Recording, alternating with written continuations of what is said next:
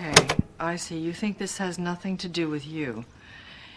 You go to your closet and you select, I don't know, that lumpy blue sweater, for instance, because you're trying to tell the world that you take yourself too seriously to care about what you put on your back, but you don't know that sweater is not just blue, it's not turquoise, it's not lapis, it's actually cerulean. And you're also blind and aware of the fact that If you're a 2000s fan, you're probably very familiar with this film, and even more so with this infamous scene.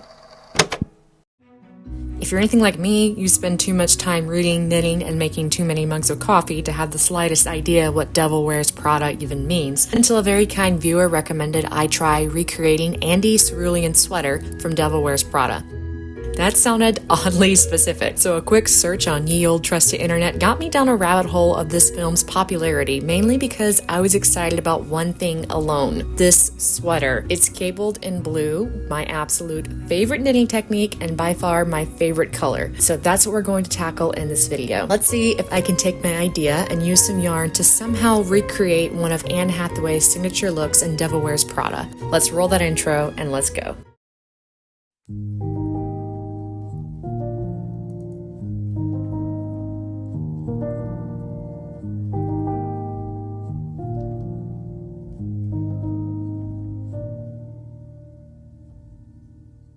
My name's Morgan. I'm a knitter and aspiring author living in North Carolina, and on this channel I share my love of spinning yarns with both needles and pens as I knit recreations from modern and historical eras and popular films to tell a story of how the garments are made, all while showcasing the small beauties of North Carolina. I also sometimes share the progress on my upcoming novels, so if any of that sounds like your cup of coffee or tea, I invite you to pause for a moment with me and create some stories, both old and new. Thank you for being here. Let's spend some time together.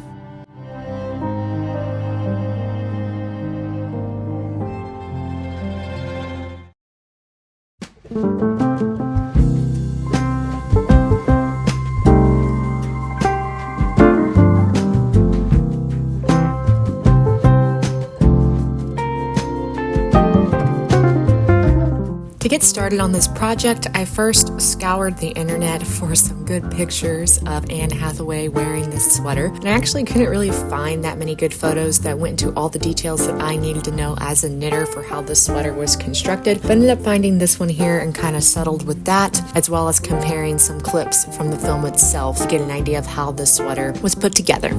I really wanted to focus primarily on the stitch pattern itself because just looking at the clips and the images, I could tell it was going to be a set-in sleeve. Pretty straightforward design, definitely machine knit. So I was really just trying to figure out the cable pattern itself. So as you can see me taking down notes here, I'm working out how the cables are set up, how much of it is just the stockinette stitch, etc. Once I figured out what I believed was the basic setup of Anne Hathaway's sweater in this movie, I drew a quick sketch of it so I could reference my notes when I needed to as I made this sweater, so I didn't have to continually look back on any online images. Might be able to tell from my diagram or my not because my drawing skills aren't that great. I figured out the sweater is a blend of knitted stitches and the cable pattern. So it appears from the best that I can understand from the images that I found that there are 5 knit stitches, then there's 2 purl stitches, and then the cable stitch, and then 2 purl stitches, and then the 5 stitches again, etc. So basically there's going to be a column of knit stitches, 2 purl stitches, a column for the cable, 2 purl stitches, and you repeat that across. I then had to figure out what needle size I wanted to use, so I worked up this swatch. The top is knit with a large needle and the bottom is knit with a smaller needle, and I end up liking the feel of the smaller needle better. Typically, I knit cables with a larger needle, but with the way this yarn was, I preferred the smaller one, so I went with the 4mm needle. When I had my needle size figured out, I could then use that pattern as a swatch to figure out how many stitches I needed to cast on. I did have to keep in mind my body shape compared to Anne Hathaway's. Hathaway has the sweater pulled down all the way to her hips at some parts of the film, and the way I am shaped is an hourglass. So as you can see here, this means that my shoulders and my hips are the same size, whereas my bust goes in a little bit smaller, and then my waist is even smaller than that. So normally with knitting patterns, you measure your bust to determine how wide you want your sweater to be. But if I were to do that, my sweaters wouldn't fit right because my shoulders are actually much wider than my bust. So I have to accommodate for my shoulder room, if that makes any sense. With that in mind, that the sweater is actually supposed to be hitting my hips, I determined how much positive ease I wanted because I don't like a tight-fitting clothes, especially not on my hips. So I wanted to keep some positive ease in this sweater. Obviously not too much because as you can see for the images, Anne Hathaway isn't wearing an oversized sweater, but I still wanted this to be relatively loose. If you're curious as to how this math works for designing sweaters, here's the approach I take. So I take my widest measurement, and let's say for easy math that my widest measurement for my hips and shoulders is 30 inches. And then I want to have 6 inches of positive ease. So when I add those together, that means I have a 36-inch circumference all the way around. Since I'm knitting this flat and I'm going to seam them together to mimic the traditional machine knitting style of the sweater, that means I need to divide 36 inches by 2 and I get 18 inches. That means each of my panels, my front panel and my back panel, need to be 18 inches across. I need to know my stitch gauge. So in my swatch that I made, I have 5 stitches for every inch. Like I said, I need 18 inches for the width of my sweater. So I multiplied 5 by 18 inches and that gives me 90. That means I need to cast on a total of 90 stitches for my sweater. As I said, I'm going with the traditional set-in sleeve seam sweater look rather than trying to figure out how to knit this in the round, because even though I can do that, I really want to stick with how Hathaway's sweater would have been knitted by the machine, and I quite frankly prefer traditionally made sweaters. Through some of my vintage knitting books, thinking that I could just kind of look at the numbers for the different sizes of the sweaters that would hopefully help me figure out how to construct a set-in sleeve, but that obviously didn't work. So I decided I would just wing it when I got there, because that's kind of how I tend to do things on here. And as a side note, I just like to put stitch markers every 10 stitches when I'm casting on stitches because it makes it easier for me to count them, because quite frankly when I'm knitting I realize that I have a hard time counting. So having these stitch markers just helps me figure out how many stitches I have a lot faster. I forgot to mention that the ribbing is 2x2 ribs, so when I was done with that I switched to the stitch pattern and I worked on that for the length of the back.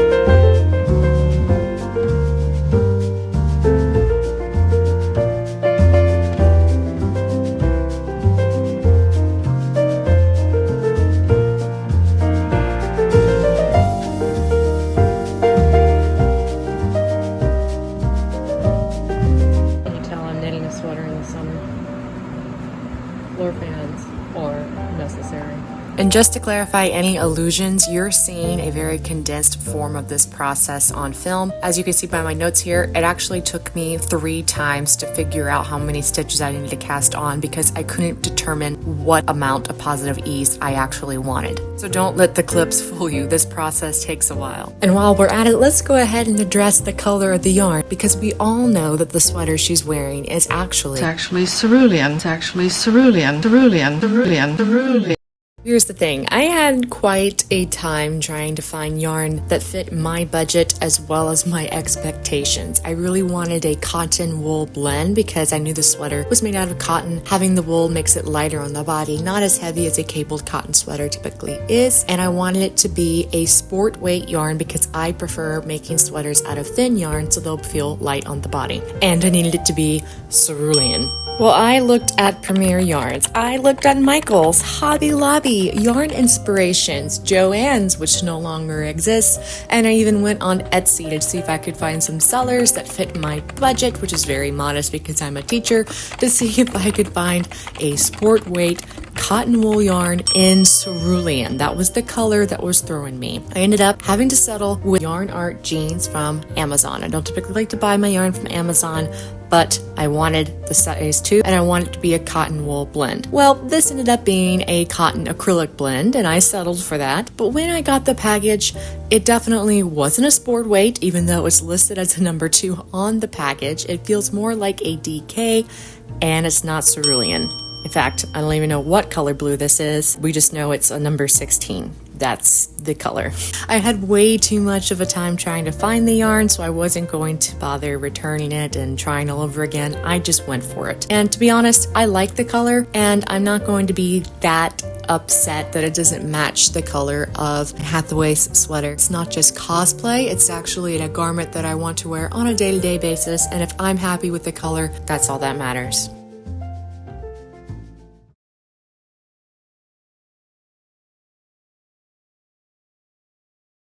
And the increases are done. The armhole to begin. Now it's time to do some calculations to fix.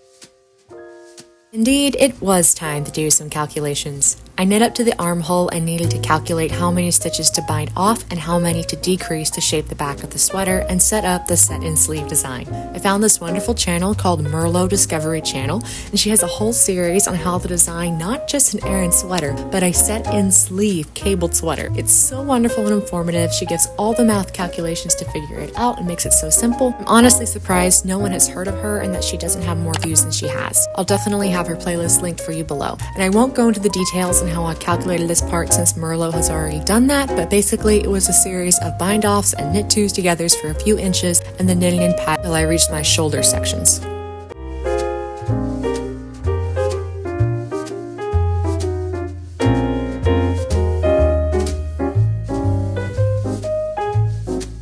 When it came to shaping the shoulders, I thought I wanted to do short rows, but then decided, you know what, I'm already going the very traditional route by making a seam set in sleeve sweater, so why not go all in and do staggered bind off for the shoulder shaping? So that's what I did.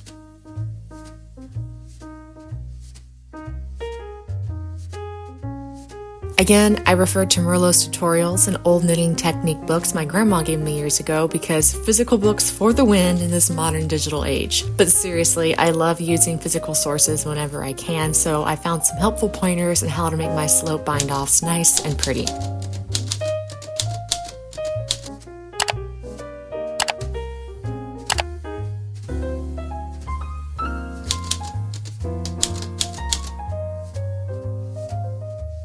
And for the sake of time, because while I enjoy a good hour-long knitting video, YouTube algorithm tells me that most of my viewers stop watching after 10 minutes. So let's fast forward to after I completed the front up to where I needed a shape for the neck. So everything you've just seen right before the shoulder shaping, I did for the front. Only difference is before doing the shoulder shaping, I had to shape the neckline. But before we get into that, let me quickly show you how to knit the pattern repeat in case you're interested in making the sweater yourself. Normally, I make my pattern notes available and even grade them sometimes, but since this is my first set in sleeve design and there are some tweaks I'd like to make, I didn't want to just put those flawed notes up. So hopefully this demonstration will still be helpful as this cable pattern is pretty popular in a lot of designs. So for a total of 13 rows, the pattern repeat is purl 2, knit 5, purl 2, knit 6, purl 2, and you repeat from asterisk to asterisk across.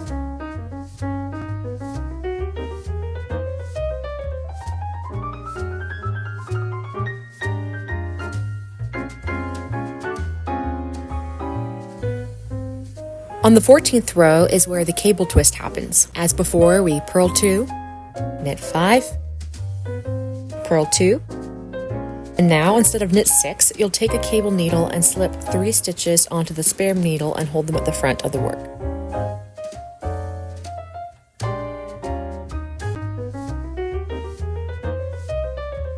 Knit 3 stitches off your working needle and then knit the 3 stitches that you held at the front of your work to finish off the twist.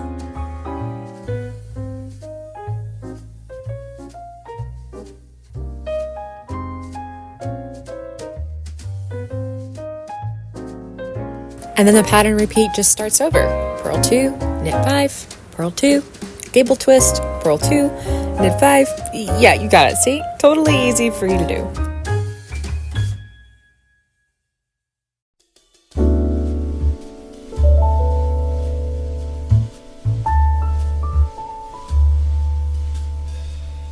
My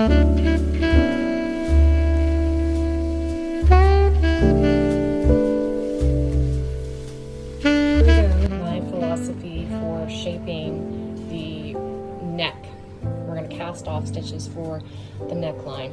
I have 50 stitches up here that I didn't shape on the back, right, for the neck. That means 50 stitches in the middle. I'm going to do my cast off for the neck before I start shaping the shoulders.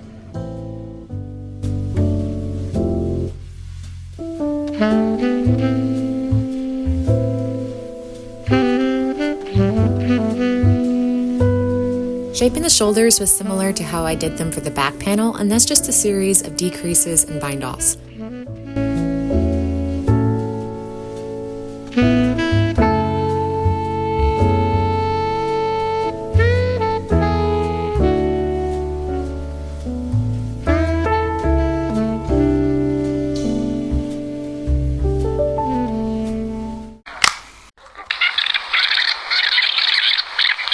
So I am now a believer of using a cable needle, not just cabling without them. See if you can spot the difference in these two rows here. Alright, we can spot it on the back side. Notice here, this is where I cabled without the cable needle. See these raised bumps? Here, the remaining of the garment is where I cabled with the cable needle, and they're flat. See that? Now you might be thinking, this isn't such a big deal, Morgan. What's the big deal? It's not inside. No one's gonna see it. take a look at this. These are where I did use a cable needle. Flip the garment over dramatically. These, again, sorry for the crazy lighting right now. These are where I didn't use a cable needle. If we look at the sides of the garment here, you see these raised holes? Really see where it's raised and it's kind of boxy looking, whereas the remainder fabric is flat where we cabled. See? Hole, boxy, flat. I think this will lay nicer on the body if you use a cable needle. So I'm going to be using a cable needle from now on. Just thought I'd show that difference there, since there's like always this trend of knitting without a cable needle. And I'm not knocking on that. Obviously, I used to do it up until this point. But yeah, now I see the value of it. So definitely recommend always use a cable needle. Your cables will be flatter. It'll lie nicer against your body. I don't know if you can see it on camera because of the lighting, but I really can tell that these three are very different from everything up here.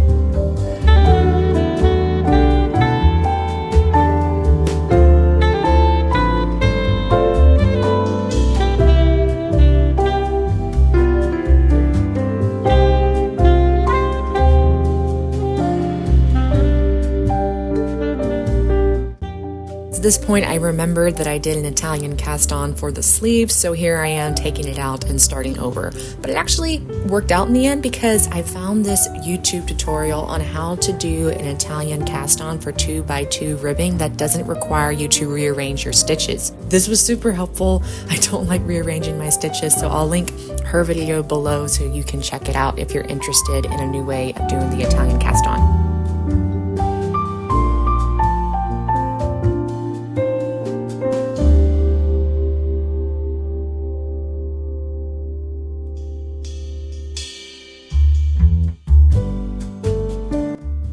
And And just so you don't get the wrong impression, figuring out myself how to design a set-in sleeve was a lot of trial and error, a lot of math, a lot of ripping and frogging and starting over again. So what you're just seeing here is the condensed version, as I mentioned earlier, for the sake of time. So just keep that in mind, that while you're seeing a very clear process here, I'm showing you how I knit the second sleeve, which is after I already figured out all of the problems with my first one.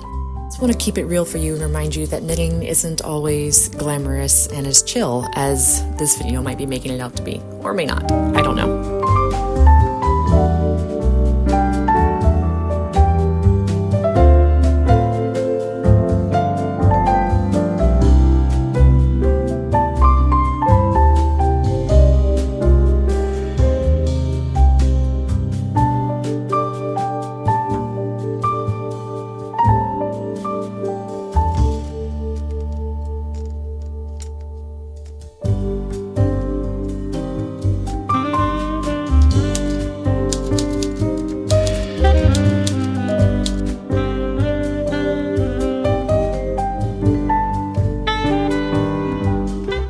Again, I was referencing Merlot's videos on how to construct a set-in sleeve. So after I did a specific number of increases to reach the width of my sleeve, I then just continued knitting in pattern until I got the specific height I needed, as I'm trying to show you here. My next step was to shape the sleeve cap.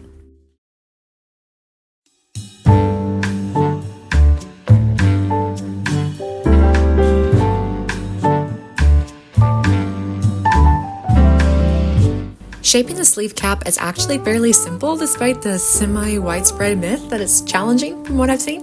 It's pretty much the same decreases and bind-offs you had to do in shaping the armholes of your previous pieces, and it's actually quite fun watching your work get shorter at the top and seeing a shoulder shape appear.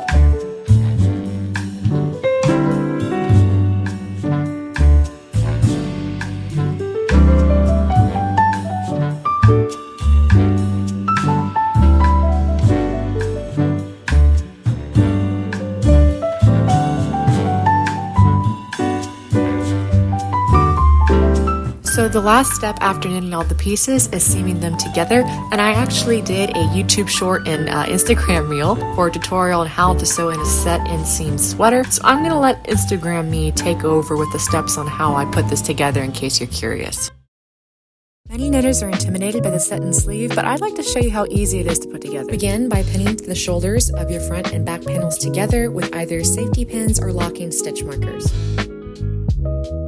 Then you'll join them together with the seaming method of your choice. I personally like to use a slip stitch as you would in crochet, but you can also use a mattress stitch. And here's what the shoulders will look like when they've been seamed together. Make sure the wrong sides are facing, by the way. I think I forgot to mention that earlier.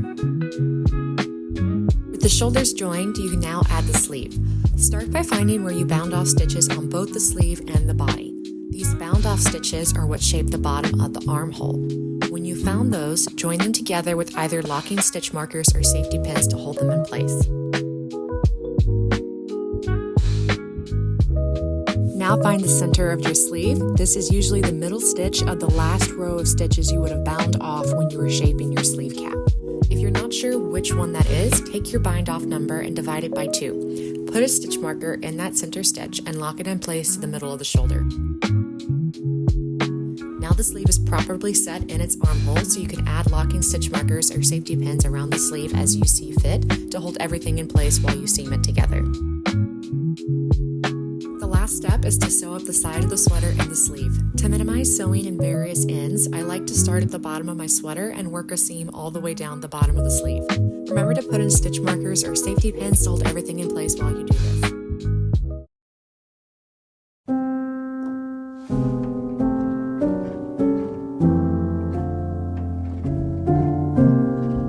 Obviously, the sweater still needs to be blocked as I'm showing here, but at this point I was so excited to try it on, and I was so thrilled and also relieved that it worked. This was my first time designing a set-in sleeve, so I was definitely proud of myself, but also very nervous while knitting it. The one thing is the sleeves are too long. I can cuff them, so it's not a big deal, but I do wish I had paid more attention to how the sleeves were going to turn out, and I really wanted to make sure they didn't stretch during blocking, so I had to be very careful with that. And also, what the longer sleeves are doing, while it looks elegant like that, I will admit, it is dragging the shoulder down, so it almost has a drop shoulder effect. Not quite, but almost, which obviously wasn't my intention, so I wanted to be mindful of that in the future. And apparently it's feeling very chatty in these clips because otherwise my hands wouldn't be moving so much.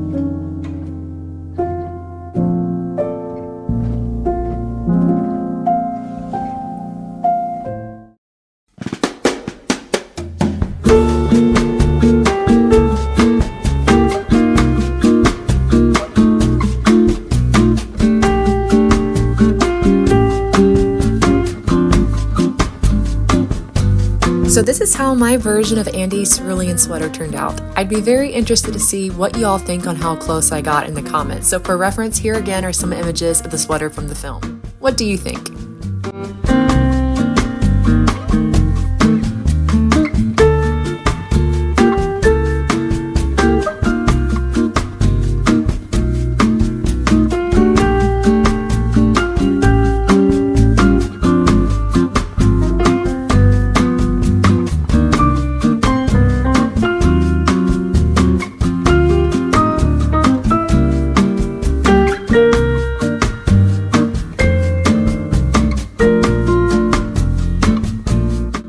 Thank you all so much for watching because like I always say, I really do appreciate your time. I also want to say thank you to the recent subscribers as well as those who've left comments on my previous videos because those comments make my day.